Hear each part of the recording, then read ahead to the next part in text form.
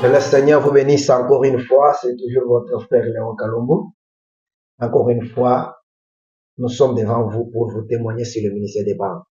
Comme d'habitude, nous essayons de mettre à la disposition de tous quelques citations en rapport avec le ministère des banques. C'est pas une prédication, un enseignement, parce que le message est déjà prêché, le message est déjà enseigné. Ne vous en faites pas chaque fois que vous nous voyez devant vous, comprenez que c'est juste un partage, un témoignage, puisque nous croyons que le message n'a pas besoin d'être enseigné, mais nous pouvons partager sur le ministère des banques, afin d'amener quelqu'un à comprendre l'importance de ce que Frère Joseph est en train de faire, en nous appelant à écouter rien que les bandes en ce qui concerne le message du temps de la fin. Puisque le message est déjà enseigné, au point que même le prophète Joseph n'enseigne pas le message. Puisqu'il croit que le message est déjà enseigné. Le message est déjà prêché. Mais dans son ministère, il essaye de nous garder derrière le message déjà enseigné et prêché. Alors, j'avais aussi fait une vidéo pour encourager le frère à comprendre que les témoignages de tout un chacun de nous est utile pour amener le message à quelqu'un d'autre. Apporter le message à quelqu'un ne signifie pas aller l'enseigner le message. Tu peux parler à quelqu'un de ce qui s'est passé aujourd'hui. C'est pourquoi la vidéo que j'avais faite était censée être tellement longue que j'avais coupé une partie pour faire la deuxième partie après. Dans la deuxième partie, j'avais voulu montrer ce que Frère Joseph lui-même a institué comme émission. Il y a un frère qui vit au Zimbabwe, il y a un autre qui vit aux États-Unis, un croyant du Branham Tabernacle. Chaque samedi, il nous envoie les podcasts. Et là-dedans, vous trouverez, il n'y a que les témoignages sur le message. Le frère passe en revue d'abord le message que nous venons d'écouter le dimanche passé. Ils reviennent là-dessus, ils font des commentaires et ils donnent un peu le rapport et sur l'œuvre missionnaire en rapport avec le ministère du prophète William Branham. C'est Frère Joseph qui a permis ça. Nous les écoutons, nous suivons ces témoignages. Ça n'a jamais dérangé la vision du ministère des banques.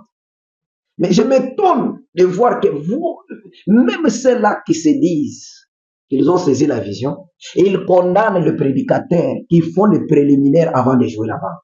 Mais ils écoutent ces frères faire cette émission, des podcasts, ils envoient ça sur WhatsApp, et c'est dans le site de la Voix de Dieu que se trouve cette émission, intitulée « Bonjour mes amis ». C'est pourquoi cette deuxième partie, je vais parler de ça en rapport avec ce que les frères sont en train de faire. À la fin de la vidéo, nous allons vous présenter ces deux frères qui font cette émission. Mais j'aimerais seulement ajouter quelque chose à ce qu'on avait déjà dit sur les témoignages de tout un chacun de nous. Écoutez ce que le prophète dit dans quelques citations que nous allons lire et nous allons revenir encore sur d'autres citations qu'on avait lues la fois passée. Nous lisons d'abord ici les actes du Saint-Esprit, le 19 décembre 54. Écoutez au paragraphe 49, ce que Frère Branham dit. Maintenant, je vais aborder cela d'un autre petit point de vue, celui d'Étienne, à ce moment-ci, jusqu'à ce que je revienne à mon texte original, si je le peux. Remarquez, il y avait un homme du nom d'Étienne, il n'était pas l'un des apôtres, non, il ne l'était pas. C'était un simple diacre. Mais oh frère, il avait quelque chose dans son cœur. Il ne pouvait pas garder silence. C'est quand on a quelque chose dans le cœur, c'est impossible de garder silence. Paragraphe 50, il dit ceci. C'est ainsi que chaque homme, quand il reçoit cela dans son cœur, il ne peut tout simplement pas les garder pour lui. Oh, il faut qu'il le dise à quelqu'un. Si tu n'as pas quelque chose, je vous donne raison. C'est pourquoi vous êtes calme. Nous comprenons qu'il n'a pas quelque chose. Et même si vous avez quelque chose, tout le monde n'est pas censé faire la même chose. Il y a ceux-là qui avaient quelque chose, Ils sont dans la rue en train de faire jouer les bandes. Ils parlent partout. Ils sont en train de témoigner. C'est ça. Donc, on ne peut pas rester sur. Chacun a un rôle à jouer. Le problème est que tout le monde veut faire ce que l'autre est en train de faire. Non. Chacun a sa façon de faire un effort pour amener le message à quelqu'un d'autre. Alors, écoutez ce que le prophète nous a dit. Pourquoi les gens qui ont quelque chose ne gardent pas silence?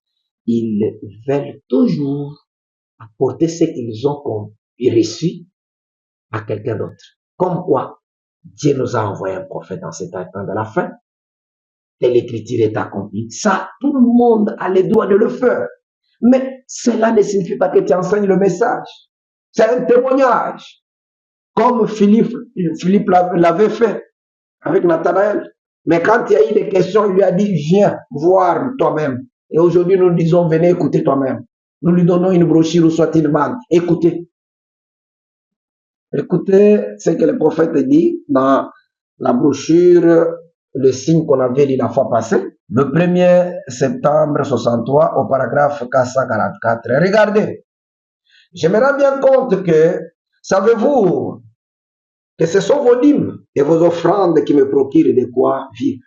C'est grâce à votre soutien, à vous de cette église, que je peux trouver des gens à qui prêcher. C'est grâce à votre amour et à vos amens et à votre communion fraternelle et à vos bonnes paroles partout où vous allez, au milieu de ce monde, dans les différents états de cette nation. Ce sont vos paroles qui aident à propager ce message. C'est vous. Nous sommes associés dans ceci avec Christ. Nous sommes frères et sœurs et il est notre roi. Et je vous aime. Là où je suis, je veux que vous y soyez aussi. Je parcours tous les pays en voiture, rien que pour vous parler une ou deux fois. Je suis impatient de vous voir le dimanche matin. Je vous aime, je vous ai toujours aimé. Il arrive que je sois obligé de parler d'une manière très dure, mais ce n'est que pour corriger. Vous voyez, c'est parce que je vous aime. Voyez-vous, je ne veux pas que vous manquiez le but. Vous ne devez pas faire cela. Frère Branham ne veut pas que vous manquiez le but pour lequel Dieu vous a placé sur la terre. Et il nous a dit, ce sont vos paroles qui aident à propager le message. À moins que vous soyez muet, vous n'avez pas la possibilité de parler à quelqu'un d'autre là. Nous vous encourageons de garder silence parce que vous n'avez pas de paroles. Mais ceux qui peuvent parler, laissez-les parler. Laissez-les parler. Un prédicateur, avant de jouer la bande, il a la possibilité de témoigner, d'encourager les gens, de rester éveillés pendant les coups de bande. Ce n'est pas un péché. Ne fermez pas tout le monde la bouche. Ça, moi, je ne trouve pas ça scripturel. Mais dire que j'enseigne le message déjà enseigné, là, nous tous nous disons, ça n'existe pas. Mais préparer les peuples, témoigner, ça, nous sommes d'accord. Écoutez encore quelque chose et tu ne le sais pas. Prêchez le 15 août 65. Le prophète dit ici quelque chose. 289. Où est-ce qu'il y a un homme qui prend position pour ce qui est juste? Où est-ce qu'il y a un homme qui n'a pas peur de parler? Peu importe, même si le monde entier est contre lui, qui défendra ouvertement ce qui est juste, s'en tiendra à ça, quitte à y laisser sa vie. Où sont nos Arnold von Winkelried aujourd'hui? Où est-ce qu'on peut trouver un homme intègre? Où est-ce qu'on peut trouver un homme avec un bon esprit? Ils sont tellement lâches, tellement mous, qu'ils ne savent même pas ce qu'ils croient. Ils sont tellement lâches, tellement mous, qu'ils ne savent même pas ce qu'ils croient. Écoutez, quand on peut confondre la mollesse avec le respect ou soit un homme là, humble, non. Qui trouve Goliath en train de défier l'armée du Dieu vivant. Et tu es là, mou, et tu dis que tu es humble. Écoutez ce que le prophète est en train de dire. Persévérez. Prêchez le 5 mars 64, paragraphe 47. Et alors, David a dit, allez-vous rester là à laisser ces Philistins, cet incirconcis, insulter l'armée du Dieu vivant? Il a fait honte à ses frères alors qu'il disait qu'il était méchant.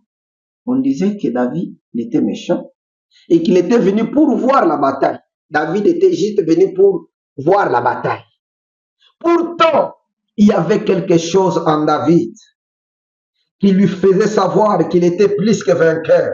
Alors, il a dit, si vous avez peur de le combattre, moi, j'irai le combattre. Ça, écoutez les hommes que Frère Branham cherche. Tout le monde est déjà habitué avec les insultes des Goliath.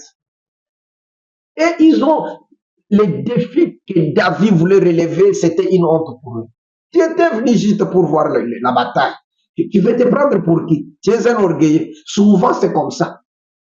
Quand on voit quelqu'un qui fait un effort de relever les défis, quand l'ennemi veut réduire ou effacer la vérité, tout le temps, on considère ces gens-là qui essaient de relever les défis comme des orgueilleux. Et alors, pour être quelqu'un qui relève le défi, il faut être un courageux. Il faut sacrifier des relations. Il faut être un homme qui est en mesure de vivre seul pourvu qu'il soit sûr qu'il défend la cause juste. Nous ne voulons pas rester seuls. Nous avons besoin d'être entourés de nos frères, rester dans la communion. Mais quand il faut vraiment faire cavalier seul, comme le prophète dit, pourvu qu'on soit sûr qu'on est en train de défendre la vérité, là je suis prêt. C'est ça le Coran que Frère Branham cherche, comme David. Nous lisons encore. Écoutez, la foi éprouvée au fil du temps. Paragraphe 22. Prêché le 30 mai 58. David, c'était un petit gardien de moutons. Et quand il a entendu ces géants sortir là et dire, qu'allez-vous faire à ce sujet, les amis? Il a dit cela à un mauvais moment. Écoutez, il disait tout le temps, il lançait le même défi à tout moment.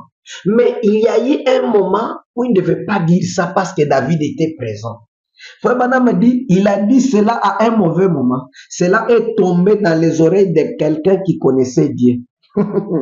Quand il y a certaines paroles, quand ça tombe dans les oreilles de quelqu'un qui connaît Dieu, ça ne passe pas inaperçu. Il faut toujours une réaction.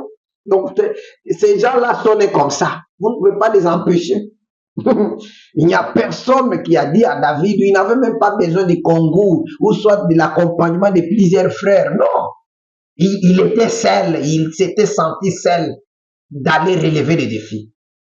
Cela est tombé dans les oreilles de quelqu'un qui connaissait Dieu. Et il a dit, voulez-vous me dire que l'armée du Dieu vivant va se tenir là et laisser ces Philistins circoncis défier cette armée? Écoutez comment David comprenait. David ne pouvait pas supporter un incirconcis, c'est-à-dire un incroyant, défier la vérité et lui rester là au nom de la solidarité, au nom de la paix avec tout le monde, ce qui est normal. Mais il y a des choses qu'on ne peut pas accepter puisque c'est ce qui fait la vie. C'est ce qui fait la force des croyants. On détruit ce que vous croyez et vous vous dites qu'on est là. Ah non, on ne veut pas se tirailler, on ne peut pas faire un débat. Non, nous ne sommes pas là pour qu'il y ait des débats. Un chrétien n'est pas là pour se tirailler au sujet de la parole. Mais quand quelqu'un lance le défi et essaye de détruire ce que vous croyez être la vérité, et vous restez là calme sans rien dire, Frère Branham a dit, vous êtes des lâches et des mous. Écoutez, Frère Branham dit encore ceci. David, le vaillant guerrier, Élie appelé et oint et placé. Prêché le 18 janvier 55. Paragraphe 24. Ce dont nous avons besoin ce soir, c'est de quelqu'un d'autre qui sait où il se tient. Ce dont nous avons besoin ce soir, C'est des hommes et des femmes qui connaissent leur position en Jésus-Christ. Et quand le diable se vante, bien sûr qu'il se vante, il continue à se vanter. Nous avons toujours des Goliaths et nous avons aussi toujours des David. Grâce soit rendue à Dieu pour cela. Il s'est vanté et cela est tombé dans les oreilles d'un quart qu'il ne fallait pas. Frère Branham nous a dit qu'il s'est vanté cette fois-ci à un mauvais moment. Cela est tombé dans les oreilles qu'il ne fallait pas. Écoutez maintenant, il dit encore, cela est tombé dans les oreilles d'un quart qu'il ne fallait pas. Voyez, un petit garçon qui se promenait là, à qui il fallait lever les yeux comme ça pour voir que c'était un homme comme ça. Mais il savait qu'il était élu par Dieu et qu'il avait l'onction sur lui et qu'il avait mis Dieu à l'épreuve. Et il savait qui était Dieu. Il savait où il se tenait. Maintenant, j'aimerais que vous remarquiez combien ceci est beau pour vous. Nous allons nous dépêcher maintenant parce que j'ai dépassé d'environ 30 minutes mon temps maintenant. Frère Branham ici est en train de vanter le courage de ce garçon. Il est venu trouver ses grands frères, des grands docteurs, des grands enseignants. Mais ils étaient déjà habitués avec les insultes. On insulte leur royaume, on détruit même la force qu'ils avaient. L'armée du Dieu vivant en train d'être insultée, méprisée. Et personne n'avait le courage de relever les défis. Et quand leurs frères essayent de faire quelque chose, on dit c'est un orgueil. Il veut se faire voir. Il veut montrer que lui... Écoutez, nous faisons maintenant une petite longue lecture parce que cette vidéo ne sera pas trop longue. Écoutez, j'aimerais que nous puissions maintenant lire l'histoire de notre David qui a réalisé des grandes choses en ces derniers jours. Nous lisons ici dans Comment l'ange est venu à moi et sa commission prêchée le 17 janvier 55. Écoutez très bien. Nous tous, nous ne voulons pas de disputes, de querelles au sujet de la parole. Nous devons seulement témoigner. Mais j'aimerais que nous puissions lire avec vous attentivement cette longue citation du prophète William Branham, l'histoire qu'il est en train de nous raconter ici. Au paragraphe 220, il dit ceci. Un soir à Houston, au Texas, alors que, des milliers de personnes, il y en avait 800, 8000 là-bas, à l'endroit là, comme ça s'appelle, déjà au Music Hall, et nous sommes allés au grand stade de Sam Houston, et là, au cours du débat, qui a eu lieu ce soir-là, quand un prédicateur baptiste disait que je n'étais rien d'autre qu'un infâme hypocrite, un imposteur religieux qu'on devrait me chasser de la ville et qu'il devrait même le faire lui-même. Frère Bossoff a dit, Frère Branham, est-ce que vous allez laisser faire une chose pareille?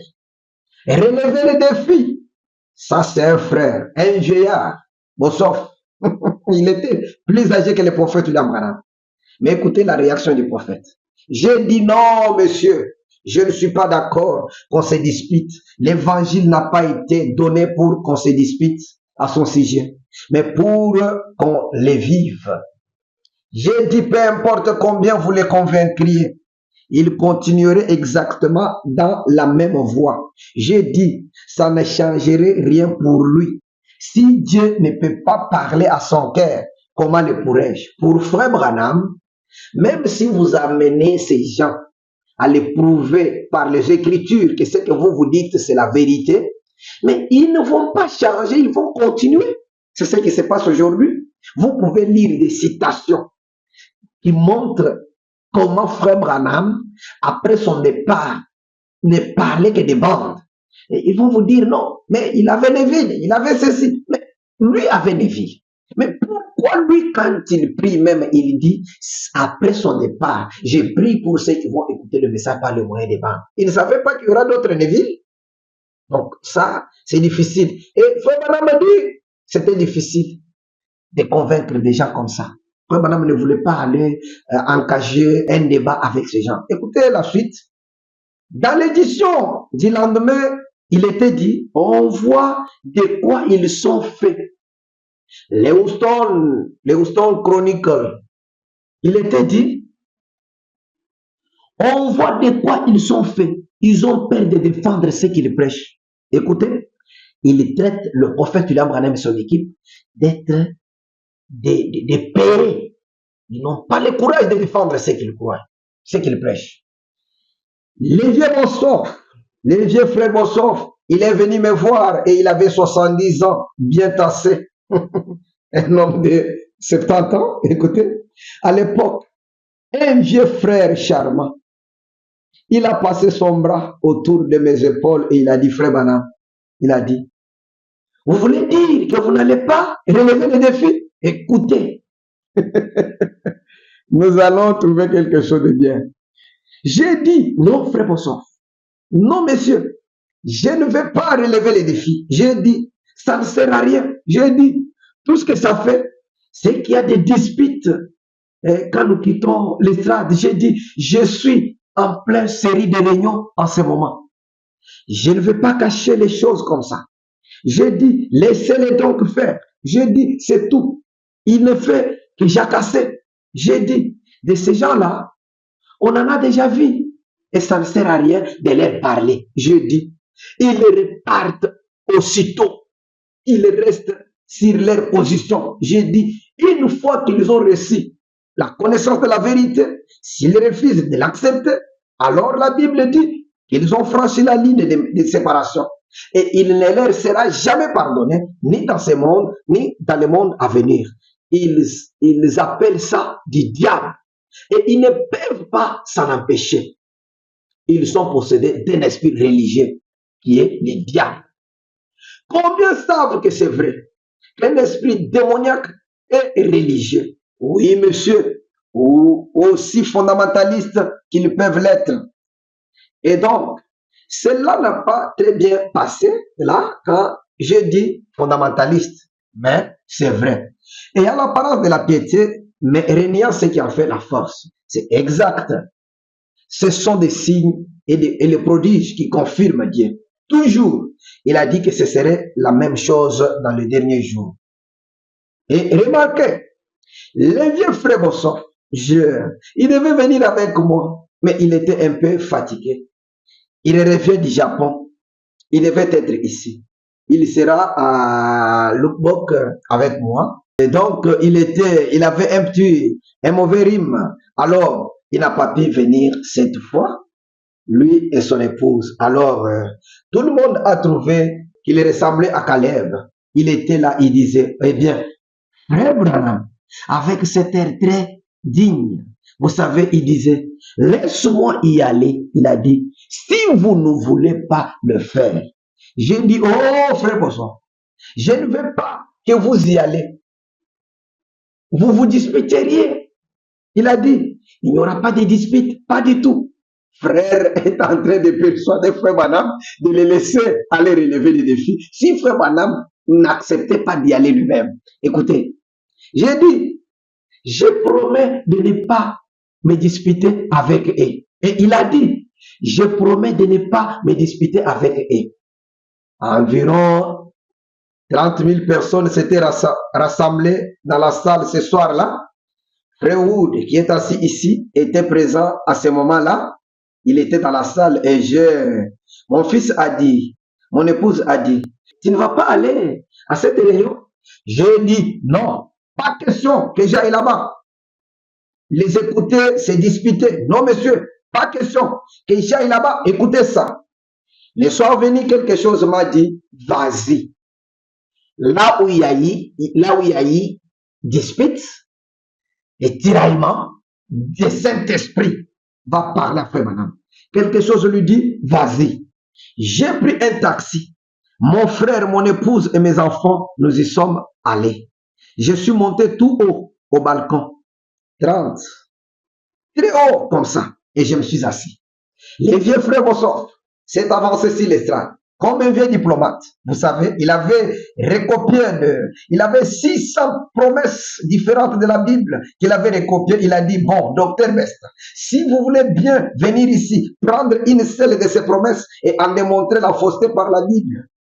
Toutes ces promesses-là qui se trouvent dans la Bible déclarent que Jésus-Christ guérit les malades aujourd'hui.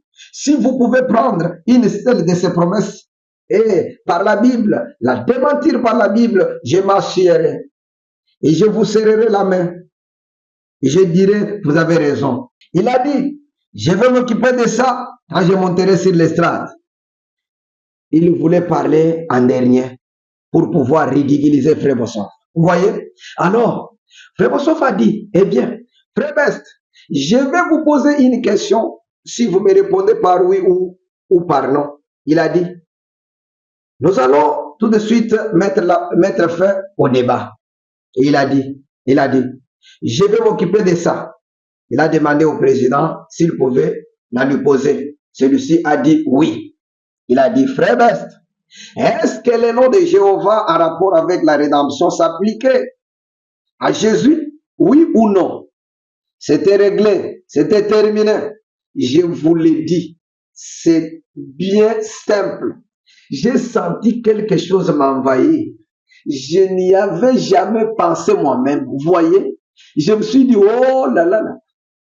Il ne peut pas répondre avec ça. Il a les mains liées. Il a dit, eh bien, docteur Best, je suis stupéfait. Il a dit, je vais m'occuper de ça. Il a dit, je suis stupéfait de voir que vous ne pouvez répondre à ma question la plus faible. Il était d'un sang-froid, imperturbable. Il savait où il en était. Alors, il s'est tout simplement assis là avec cette écriture. Il a dit, prenez vos 30 minutes, je répondrai après. Et le vieux frère Bossoff, assis là, il a pris cette écriture et il a tellement donné des fils à retordre à cet homme-là qu'il en avait le visage tout rouge, tellement qu'on aurait presque pu allumer une allumette dessus.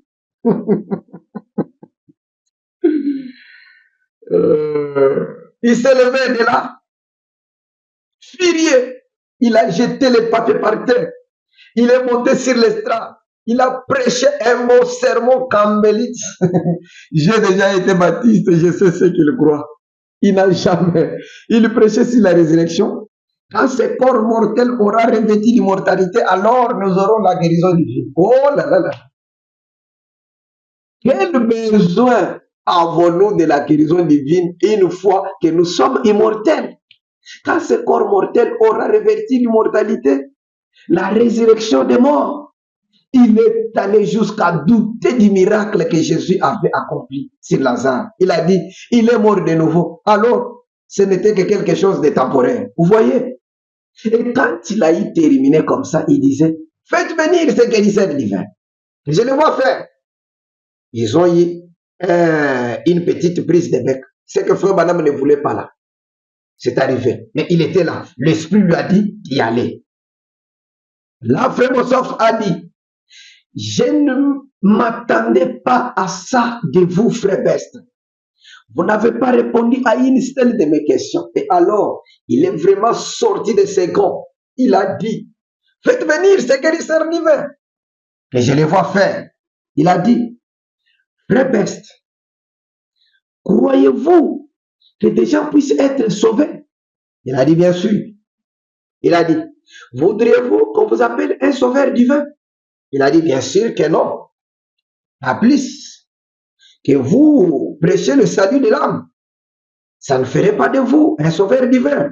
Pour autant, il a dit, mais bien sûr que non. Il a dit, qu'il prêche la guérison divine du corps, ça ne fait pas plus de fois, madame, un guérisseur divin. Pour autant, il n'est pas un guérisseur divin. Il dirige les gens vers Jésus-Christ. Il disait, faites-les venir, que je les vois faire. Laissez-les-moi revoir les personnes dans un an. Je vous dirai si j'y crois ou pas. Frère Bossoff a dit, Frère Best, il me semble qu'il s'agit là d'un retour au calvaire. Descends de la croix et nous croirons en toi. Voyez? Alors, là, oh, il s'est vraiment emporté. Il disait que je le vois faire, que je le vois faire. Ceux qui présidaient l'ont fait asseoir. Il s'est avancé vers un prédicateur pentecôtiste qui était là, debout. Il lui a donné des claques debout à l'autre de l'estrade. Et alors, là, ils l'ont arrêté. Alors, Frère Bossofa disait, non, non, non, non. Ceux qui présidaient l'ont fait asseoir. Ce que Frère Madame ne voulait pas là, ça s'est passé là. Le monsieur a donné des claques à un prédicateur. Ce n'était pas seulement des disputes, voire même des bagarres. En plein culte. Est-ce que vous voyez? Le Saint-Esprit a dit à Frère Banama d'y aller. Pourquoi? Il y a un défi à relever et Dieu veut faire quelque chose. Écoutez, Raymond Ritchie s'est levé et a dit, est-ce là l'attitude de la Southern Baptist Convention? Il a dit, vous les prédicateurs baptistes, est-ce la Southern Baptist Convention qui a envoyé cet homme ici? Ou s'il est venu de son propre chef? Il ne voulait pas répondre. Il a dit, je vous ai posé une question. Ils les connaissaient tous.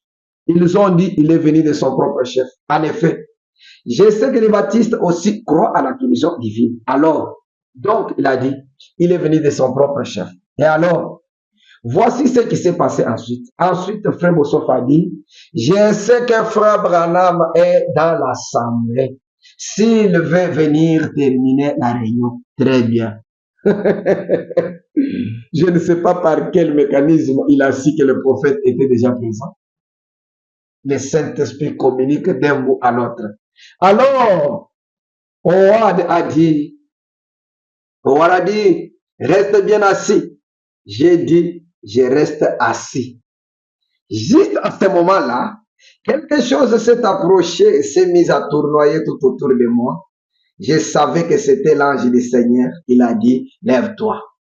Les défis, Frère Branham n'aiment pas ça.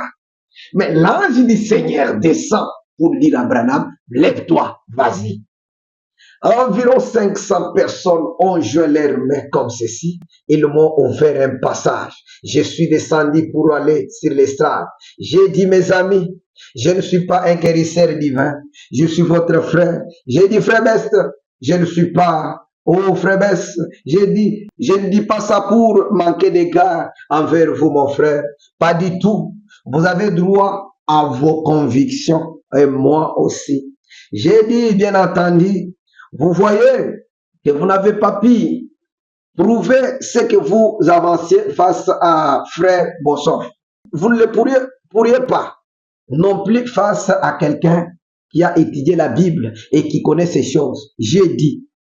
Et pour ce qui est de guérir les gens, je ne peux pas le guérir. Frère Best, mais je suis ici tous les soirs. Si vous voulez voir le Seigneur accomplir les miracles, vous n'avez qu'à venir. Il le fait tous les soirs. Il a dit, j'aimerais vous voir guérir quelqu'un. Et comme il les examiner, vous pouvez les hypnotiser avec votre hypnotisme. Mais il a dit, j'aimerais voir ça un an plus tard. J'ai dit, eh bien, vous seriez en droit de vérifier, frère Best. Il a dit, il n'y a que votre bande de Nico d'exaltés qui croient à des sonnettes pareilles. Les baptistes ne croient pas à des choses semblables.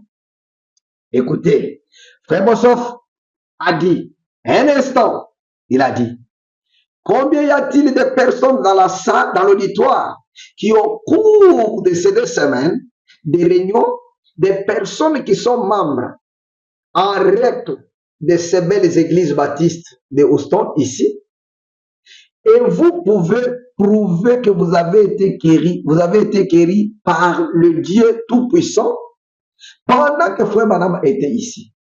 Et plus de 300 personnes se sont levées. Il a dit, qu'est-ce que vous dites de ça?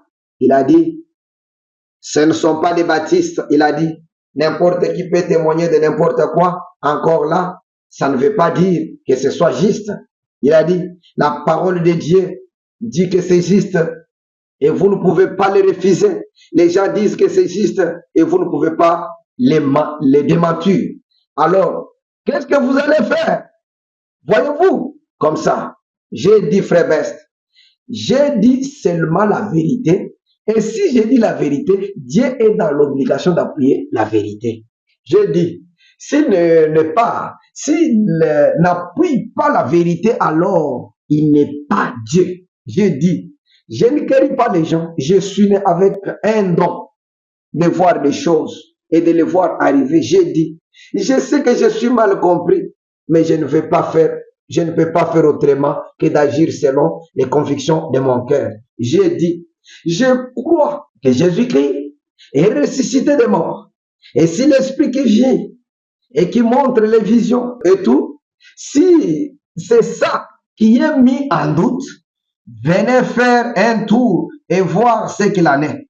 J'ai dit, voilà tout. Mais j'ai dit, mais quant à moi, je ne peux rien faire de moi-même. J'ai dit, si je dis la vérité, Dieu est tenu envers moi d'attester que c'est la vérité.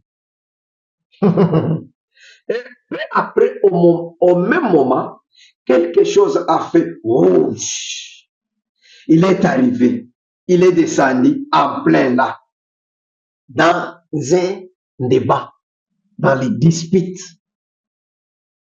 Le monsieur est en train de répliquer, frère Banam avec douceur, en train de lui parler. Quelque chose est descendu, ça fait rouge. Il est arrivé, il est descendu en plein là. Et l'association américaine de photographes, les studios Douglas de Houston, au Texas, avait installé leur gros appareil photo là. Il est interdit de prendre des photos. Ils ont pris la photo. Pendant qu'ils étaient là pour prendre les photos, de monsieur Best qui disait, avant que j'arrive, il disait, un instant, vous avez ces photos de moi à prendre. Il a dit, tenez, prenez ma photo maintenant. Et il a mis son doigt au nez de ces symptômes comme ça. Il disait, maintenant prenez ma photo. Ils l'ont prise. Ensuite, il a serré les poings. Il a brandi en disant, maintenant prenez ma photo. Ils l'ont prise comme ça. Ensuite, il a fait comme ça et il a posé pour sa photo. Il disait, vous allez voir ça dans mon magazine. Comme ça. Frère Bossoff est resté là sans dire un mot. Ensuite, ils ont pris la photo de ceci. En rentrant à la maison ce soir-là, c'est un garçon catholique qui l'avait prise.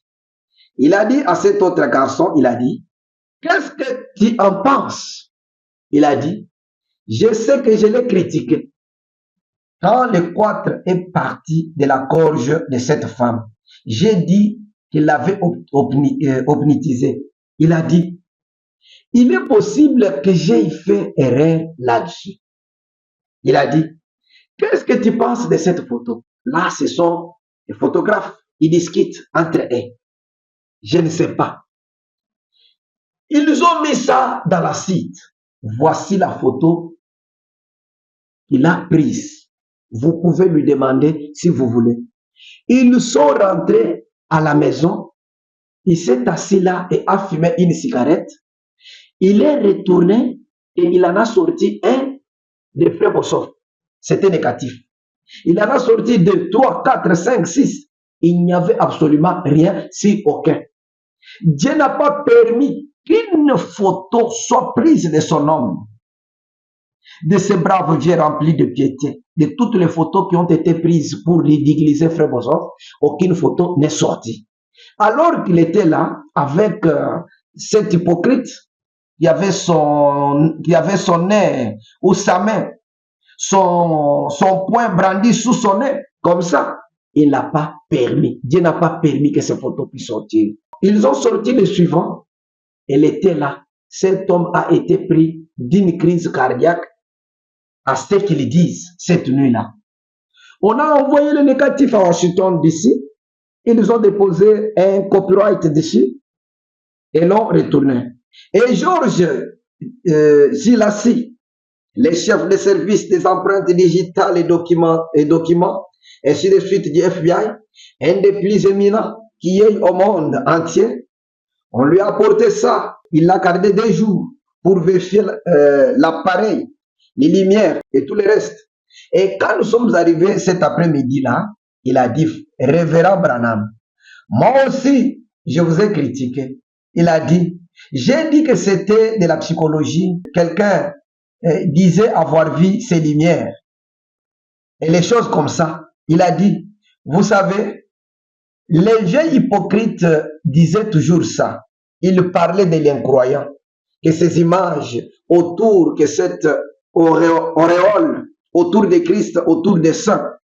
Il a dit, ce n'est que de la psychologie pure et simple. Mais il a dit, Révérend Branham, l'œil mécanique de cet appareil photo ne captera pas de la psychologie. La lumière a frappé l'objectif, ou il a frappé le négatif, et il était bien là. Et il a dit, je l'ai l'air. Et Rémi, il a dit, oh monsieur, savez-vous combien ça vaut ça? J'ai dit, pas pour moi, frère, pas pour moi. Alors il a dit, naturellement, la chose ne se réalisera pas de votre vivant. Mais un jour, si la civilisation continue à avancer et que le christianisme demeure, il se passera quelque chose à ce sujet. Écoutez ce témoignage. Je l'ai donné comme ça, pas seulement pour le donner, parce que nous étions en train de parler du témoignage et de relever les défis quand les gens veulent détruire la vérité. Écoutez ce qui s'est passé ici. On est en train de nous parler de ces photos que tout le monde aime. Beaucoup les portent partout. Beaucoup les placent, nous les plaçons partout dans nos activités commerciales. Nous avons cette photo dans nos maisons. Nous avons cette photo partout dans nos voitures. Mais écoutez comment cette photo est venue. C'est quand un David, du nom de ses vieux frères Bossoff, a voulu relever les défis que frère Madame ne voulait pas. Et ce vieux s'est imposé. Il a insisté jusqu'à ce que le prophète a cédé. Mais le prophète a laissé frère Bossoff partir. Il reste, il dit quelque chose, m'a dit d'y aller. Et vous savez, quand un prophète dit quelque chose, lui a dit, c'est quoi? C'est Dieu lui-même. Et quand il est arrivé, il a confirmé par sa descente. C'est comme ça que nous avons eu avec vous la photo de l'ange du Seigneur. Dieu du ciel qui descend pour se faire photographier avec un homme pour la première fois à cause d'une seule personne, le frère Bossoff, qui a voulu relever les défis. C'est pourquoi moi j'ai toujours dit, chaque fois que vous avez la photo de l'ange du Seigneur, glorifiez le Seigneur pour ce qui s'est passé. Mais n'oubliez pas qu'il y a eu un homme, un David, un courageux, qui a voulu défendre ce qu'il croyait. C'est comme ça qu'on a obtenu aujourd'hui ce que nous avons avec vous. La preuve scientifique de la présence d'un être surnaturel avec un humain dans la photo. Dieu du ciel s'est photographié avec un humain. Qui a incité ça? Qui a fait que cela puisse arriver? Un homme, un géant, un David qui a voulu relever les défis. Évoluons. Nous prenons encore adoption partie, 4e partie. Je parle maintenant de quelque chose et on termine. Je sais que beaucoup s'attaquent beaucoup à Frère Joseph Branham dans tout ce qu'il est en train de faire. Mais il y a des paroles que le prophète a parlé que tout croyant devait avoir du respect. Je suis arrivé à la fin de notre petite vidéo et je vais lire quelque chose. Écoutez, je vais prendre seulement une petite phrase. Écoutez ce que le prophète dit. Peu importe, il s'adresse à Joseph. Peu importe qui est contre toi et qui est contre, Dieu lui sera pour toi. Je me demande, un croyant du message, qui lit ça, peu importe qui est contre toi, Joseph, qui est contre, Dieu lui sera pour toi, Joseph. Et tu lis ça, et tu restes là, quelqu'un qui est contre Joseph en train de le ridiculiser, en train de détruire son influence. Et vous êtes là, vous dites que vous prenez le message de Frère Branham. C'est pitoyable. Évoluons. J'aimerais que nous puissions maintenant terminer avec ce témoignage sur les podcasts que nous suivons chaque samedi avant tous ceux-là qui sont sur les groupes WhatsApp de VGR. Chaque samedi avant vers 10h, vous recevez un message podcast et si vous suivez ça, vous allez trouver, il y a la présence de des frères qui font une émission qui bénit beaucoup de gens, qui témoignent et qui relatent un peu les événements qui se sont passés au courant de la semaine sur les champs missionnaires en rapport avec le ministère du prophète William Branham. Et ils font encore des commentaires sur la bande que nous venons d'écouter. Ils essaient un peu de... Ce sont des hommes comme vous et moi, ce n'est pas frère Joseph.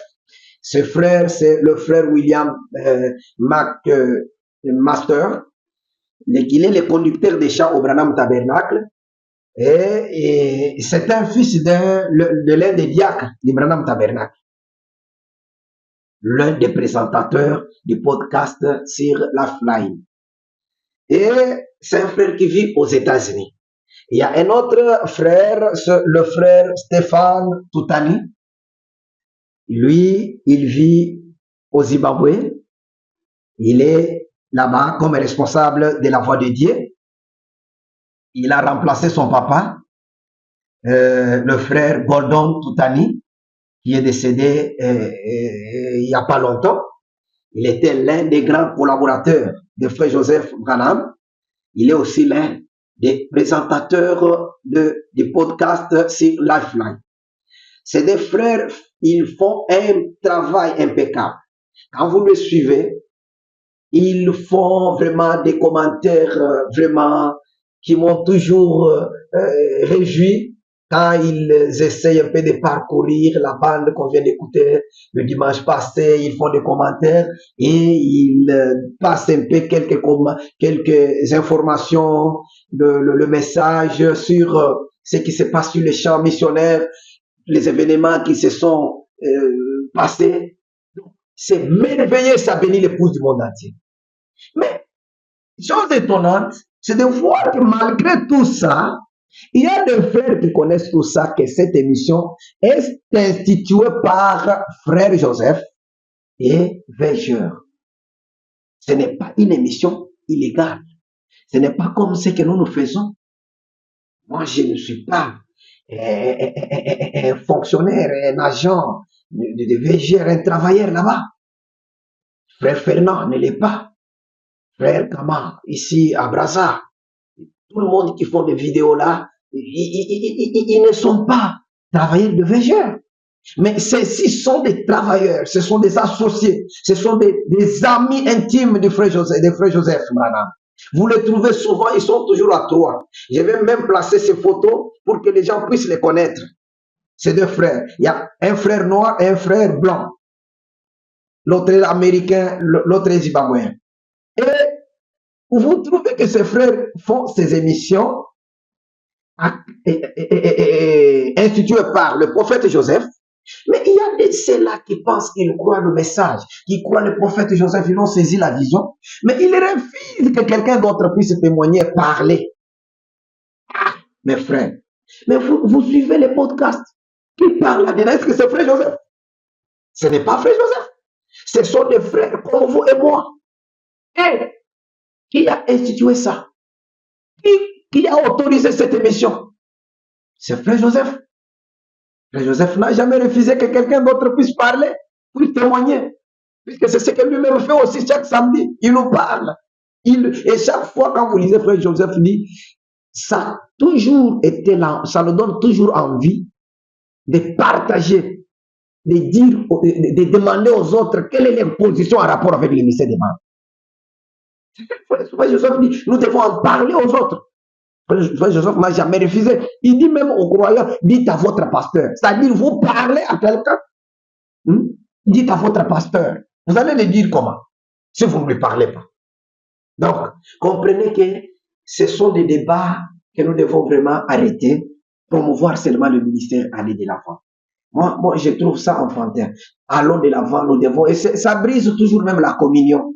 Quand les gens font toutes ces choses, ça brise la communion. Au lieu de travailler pour promouvoir le ministère, vous restez là, tergiversé. Non, mes frères, nous avons un travail. Frère Joseph est seul contre tous. Tout le monde ne veut pas de son ministère et de ce qu'il est en train de faire. Pourquoi? Avec l'avènement du ministère de Frère Joseph, les croyants ont repris leur identité que le message avait préparé pour eux. Ceux qui étaient considérés comme des esclaves sont maintenant, s'identifient comme des fils de la maison. Ils ont la nourriture en abondance grâce à l'avènement de Frère Joseph. Chacun a la liberté qu'avaient les croyants du temps d'éditeur, de recevoir la parole dans son entièreté. C'est comme il n'y a pas longtemps, un pasteur, le pasteur Mali nous racontait qu'il y a deux pasteurs là où il était parti pour aller distribuer les tablettes. Les pasteurs sont venus lui dire, vous deviez nous donner, nous, les pasteurs, les tablettes. Faut pas remettre aux croyants. J'ai compris. Les pasteurs ont toujours compris que, quand Frère Branham est venu comme le prophète de Malachie 4 qui devait ramener les gains, et il se considère le premier à être ramené pour ramener les autres. Non. Frère Branham nous ramène, vous assis, nous assis, et il nous prêche, c'est comme ça qu'il nous ramène. Il ne ramène pas vous à la chair. Quand vous êtes à la chair, qui vous ramène vous? C'est ça un peu, c'est que les gens ne comprennent pas la différence entre tous les messages qui sont venus et le message du temps de la fin. C'est la fin, c'est la fin. Si vous nous déroutez, qui va nous ramener encore? C'est pourquoi aujourd'hui les choses ont changé. C'est compliqué de trouver un pasteur assis en train d'écouter. Il est en train de suivre aussi le message qui lui ramène son cœur. Mais si vous n'êtes pas assis pour écouter, vous voulez enseigner aux autres, qui vous a ramené? En tout cas, veuillez nous excuser. Nous donnons tous ces exemples pour amener les gens à comprendre l'importance d'écouter le message tel que cela a été prêché par le prophète William Branham. Du reste, je voulais seulement dire que chacun de nous a un rôle. Écoutez que ni t'étais ses frères, aujourd'hui, la fameuse photo de l'ange du Seigneur que vous aimez là, n'allez pas être photographié à ce jour-là. Il a fallu un Josué, un David, un courageux, qui devait être vraiment là, courageux, prêt à les défendre et relever les défis. Bien que les prophètes n'aiment pas les disputes.